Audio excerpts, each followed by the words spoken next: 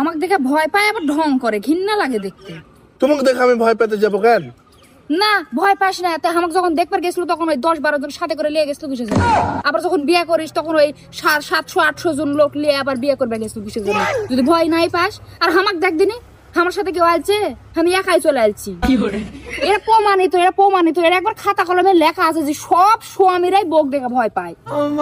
তুইও জানি কোন জন্মে পাপ করে এসেছি, তোরে বিয়ে করে সেই সাজা ভোগ করতেছি। পাপ তুমি করো নাই, আমি করছি। তোমার মতো জামাই নিয়ে সাজা ভোগ করছি। এইবার বুঝতে পারছি পাপ শুধু তুমি একা করো নাই, আমিও করছিলাম। আর আমি হলাম তোমাদের দুইজনের পাপের ফসল। তুমি না বলছিলা মদ খাবা না, কাল রাতে আবার মদ খেয়ে আসছিলা কেন? বিশ্বাস করো আমি রাতে মদ খেয়ে আসি নাই। তাহলে কাল রাতে টিভি দেখে একা একা হাসতেছিলা কেন? টিভি দেখে পুরো দুনিয়া হাসে, আমি হাসছি তাতে কি হয়েছে? টিভি বন্ধ ছিল। আচ্ছা মায়া, আমি তোমার কাছে একটা প্রশ্ন করব, কিন্তু কথা দিতে হবে, রাগ করতে পারবা না। তুমি হইলে আমার স্বামী, তোমার পায়ের তলে আমার জান্নাত, তোমার কথায় আমি রাগ করতে পারি? বলো। আবারও বলছি রাগ করতে পারবা না। আচ্ছা বলো তো, গাধারা বাচ্চা পয়দা দেয় কেমনে? আরে বেবি, এর জন্য রাগ করবো কেন? তুমি তোমার বাবা মার কাছে জিজ্ঞাসা করো, তারাই ভালো বলতে পারবে। শোনো, আমি দ্বিতীয় বিয়ে করতে গেলাম। কেমন কতক্ষণ? আরে আমার গোষ্ঠীতে এটা রেওয়াজ আছে, ঠিক আছে? পারলে মাফ করে দিও, যাই আমি। মাফ করার মালিক আমি কেডা? মাফ করার মালিক তো আল্লাহ। দ্বিতীয় বিয়ে করিয়া বউ লইয়া ঘরে আন, আল্লাহর দ্বারে পাঠাই দেবো, দেখেন আল্লাহ যদি মাফ করে। হ্যাঁ রে বেটা। যান বউ লইয়া।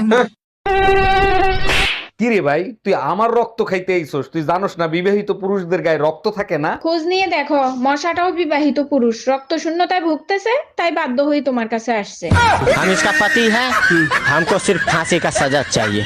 আচ্ছা তুমি কোনো সময় তোমার তো স্বীকার করো না কি জানি? এইবারে আমার বিয়ে করে এনেছ কিডা? আমি কার ভালোবাসি? আমার আমি কার বউ? আমার তাহলে দোষ কার? আমার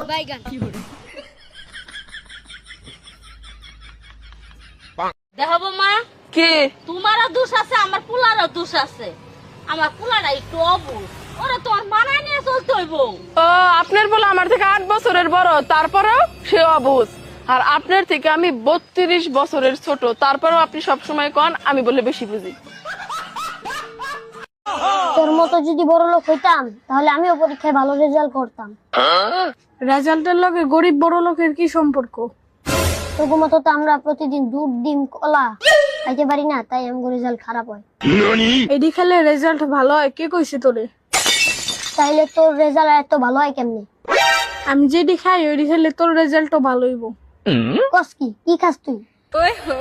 সকালে খাই জুতার বাড়ি, বিকালে খাই ঝাড়ুর বাড়ি।